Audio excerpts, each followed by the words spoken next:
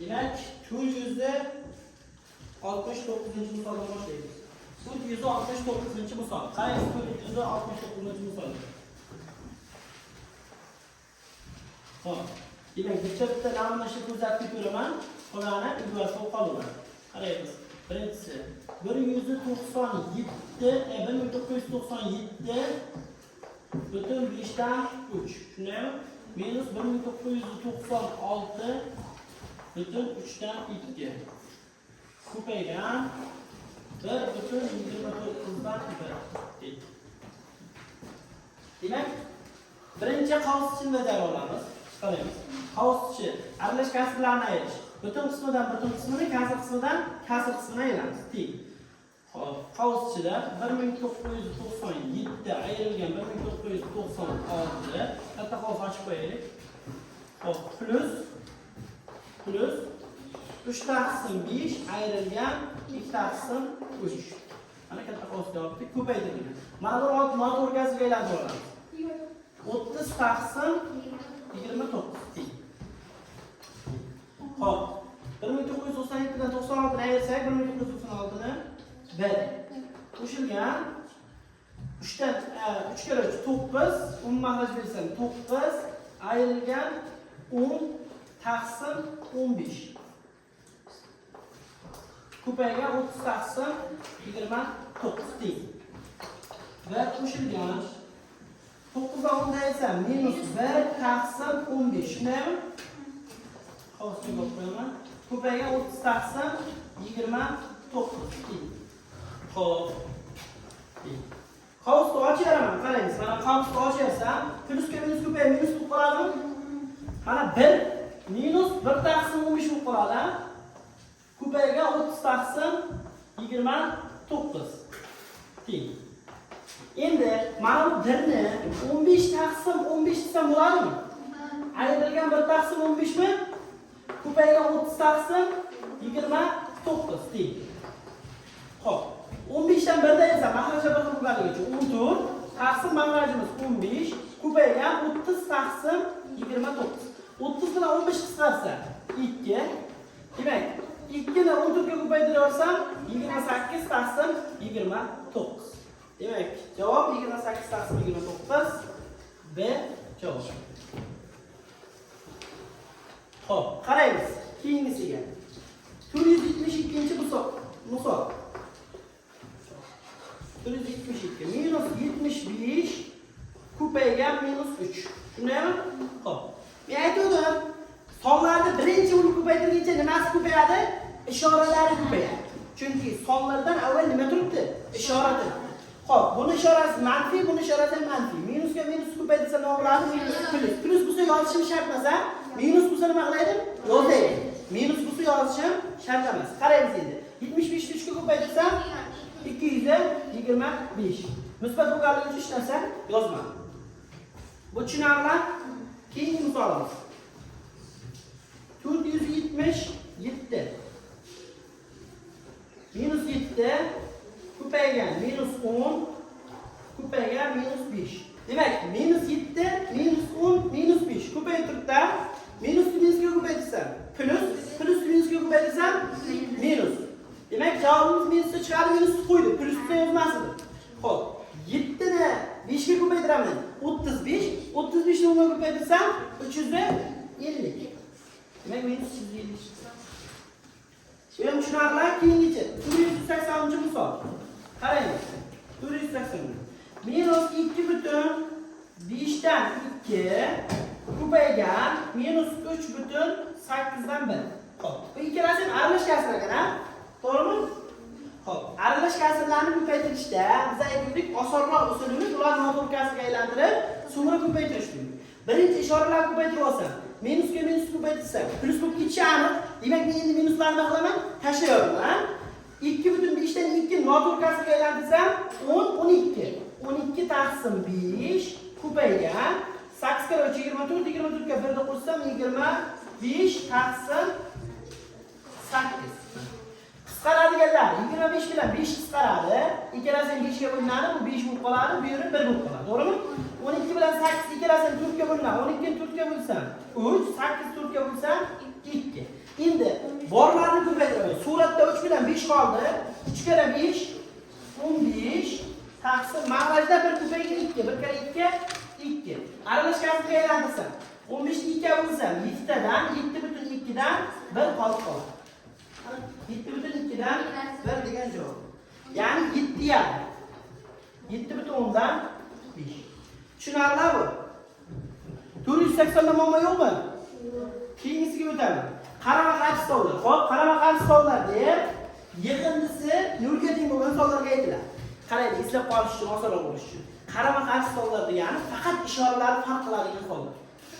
Misol uchun 1 bo'lsa -1, 2 bo'lsa -2 yoki bo'lsa -3,10 4 bo'lsa, uni qarama-qarshisi +3,10 4. Ishorasidan farq qilsa, demak bular qarama-qarshi savollar. Ularni bir-biriga qo'shgan paytimizda javobni chiqar ekan 10 chiqadi, 0 chiqadi. E'tiborli bo'linglar. Keyingisiga misolga o'tamiz. Xo'p. 485-misol mana. 7 taqsim 34 ga qarama-qarshi sonni toping deyapti. Buni qaraylik. Tenglama ishlasak ham bo'ladi. Misol uchun tenglama qilib turib, bitta x tomonni qarama-qarshi. Ular yig'indisi nima bo'ladi? 0 bo'ladi. X nima bo'ladi shunda? -7 taqsim 34 bo'ladi. Xohlasak shunday. Xohlasak oson shunday ishorasiga qarab, ishorasi plus bo'lib turibdi. Shuni qarama-qarshi nima desa, shu turish yozsan, oldiga minus qo'yib qo'yasan. Oldida minus ursa, minus topib tashlasak, uni qarama-qarshi shu bo'ladi. Faqat ishorasi farq qiladi. Tushunarli bu? Xo'p. 489-misolga qaraymiz. 1 taqsim 3 ko'paygan -2 taqsim 7 bo'lingan -5 taqsim 42. Shundaymi? Xo'p. Birinchi bo'lib turibdi. Buni nimaga aylantirish kerak? Ko'paytirishga. Kasrlarni bo'lib bo'lmaydi, ha? 1 taqsim 3 ko'paygan -2 taqsim 7 ko'paygan -42 taqsim 5. Endi nimani ko'paytiraman? Ishoralar. Buni ishorasi nima edi? Musbat. To'g'rimi? Musbatni manfiga ko'paytirsam, manfiga ko'paytirsam, musbat. Demak, javob nima chiqar ekan? Musbat. Xo'p, endi suratlarga, mahrajlarga. Faqat undan avval nima ish qilamiz? Qisqaradigan bo'lsa, qisqartirib olamiz. Bu yerda qisqaradigan 42 bilan 7 bor. Necha bo'ladi? 7 1 buchi 6. Xo'p, endi suratga yana qisqargan, ha? 6 bilan 3 qisqarsa 2. Xo'p, bir suratlar ko'paytirib chiqaman. 1 2 bor. 1 kere 2 2, 2 ni 2 ga ko'paytirsam 4. Mahrajimiz 1 5 bor. To'g'rimi? 5. 4 taqsim 5. Xo'p, tushunarli bu? So'z qarama-qarshi. Xo'p, savol. Ayt. So'z qarama-qarshi. Xo'p, ifodaga qarama-qarshi sonni toping. Buni javobi 4 taqsim 5 chiqdi. Buni qarama-qarshisini olishimiz kerak, ha? 5 taqsim 4. Bu minus 4 taqsim 5 bo'ladi. Bu 0,8. Tushunarli? Xo'p, taqqoslashga o'tamiz. Taqqoslashlar. Xo'p, taqqoslash o'zi nima? Taqqoslash bu katta kichik.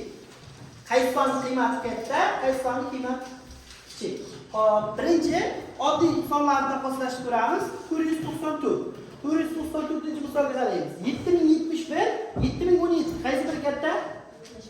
7071 katta. Xo'p, taqqoslashlarda shunday narsalar bor, qaraymiz. Katta, kichik ishoralari, katta yoki teng, kichik yoki teng va teng. Mana bular taqqoslash ishoralari. Mana bu tengni hamma biladi. Ikki tomon agar bir-biriga teng bo'lsa, teng qo'yiladi. Endi agar bu chap tomon katta bo'lsa, bu qo'yiladi. O'ng tomon katta bo'lsa, bu. Tushunarli? Endi katta yoki teng degani bu noaniq sonlarga aytiladi. Shunga teng yoki undan katta. Tushunarli? Misol uchun aytamiz-ku, shu bo'yi 2 metrlar chiqadi, chamasi, yoki bo'yi 2 metrdan uzunroq yoki 2 metrga yo 2 metr yo 2 metrdan uzunroq degan gaplar bor, to'g'rimi? Ana shularga mana shu narsa qo'yiladi. Bo'yi 2 metr bo'lishi mumkin yoki undan uzunroq bo'lishi mumkin. Tushunarli? 2 metr ham bo'lishi ham mumkin. Tushunarli? Xo'p, davom etamiz. Mana birinchisi 490 98. Manfiy sonlarni taqqoslash bo'lyapti bu. Minus 71 minus 17. Tushunaymi? Xo'p. Qaraymiz.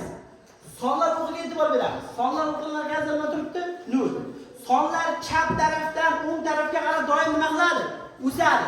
Mana bu yerda minus 1, minus 2 va hokazo turibdi. Bu tomonda 1, 2, 3 va hokazo turibdi. Sonlar chap tarafdan o'ng tarafga qarab nima qiladi doim? O'sadi.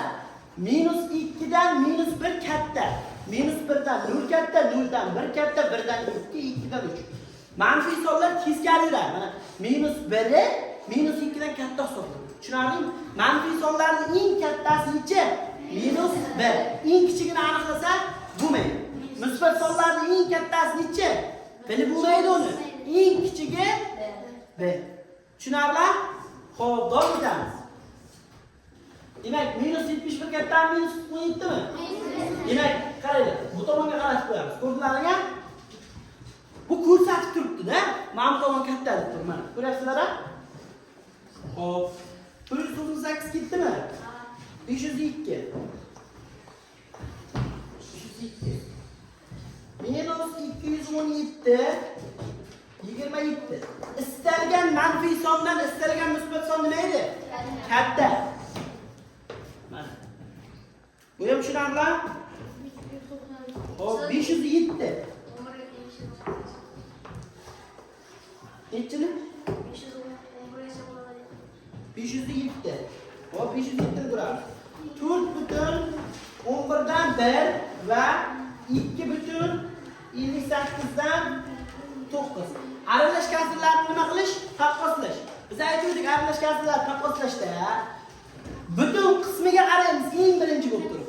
Ya'ni aralash kasrni taqqoslaguncha birinchi butun qismlariga qaraladi. Agarda butun qismlari farq qilmasa, kasr qismlariga qaraladi. Tushunarli?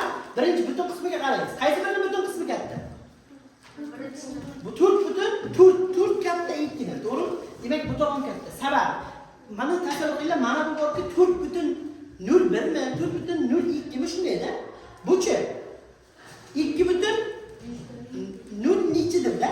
Aniqroq, to'g'rimi? 2 butun katta, 4 butuni katta. 4 butun katta-da, to'g'rimi? Mana. 4 tomon katta bo'ladi. Hop, davom etamiz.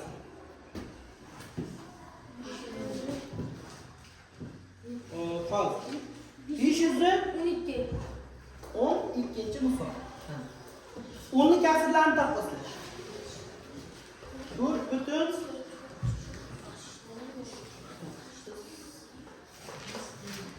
Xo'sh.